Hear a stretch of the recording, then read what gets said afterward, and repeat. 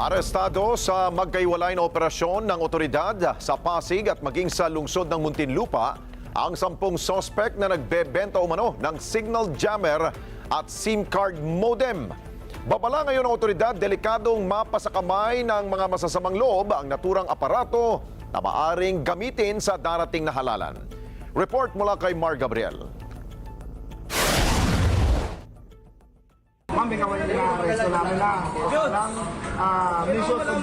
Hindi na nakapalag ang babaeng ito at ang kanyang live-in partner nang arestuhin ang mga operatiba ng PNP Anti-Cybercrime Group sa Alabang, Muntinlupa kagabi. Nabawi sa kanila ang 4 na piraso ng SIM card modem pool na ibinebenta raw nila sa online sa halagang 6 hanggang 10,000 piso. Dati raw empleyado ng Pogo ang mga sospek kung saan nila nakuha ang mga ibinebentang aparato. Gaya ng IMSI catcher o mas kilala bilang text blast machine, ginagamit din daw ang modem pool sa pagpapadala ng mensahe ng sabay-sabay sa iba't ibang mga subscriber.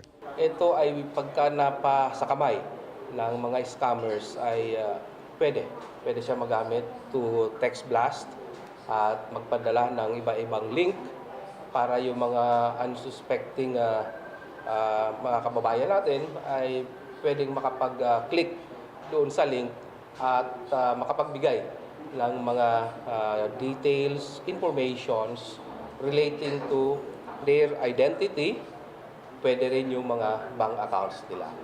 So ganun po delikado itong mga machines na na-assist natin. Sa hiwalay na entrapment operation sa Pasig City, arestado naman ang 8 sospek na nagbebenta ng mga signal jammers. Ibinebenta ito ng mga sospek sa halagang 15,000 hanggang 52,000 pesos kada piraso. Ayon sa otoridad, mahigpit na ipinagbabawal sa batas ang pagbebenta ng signal jammer.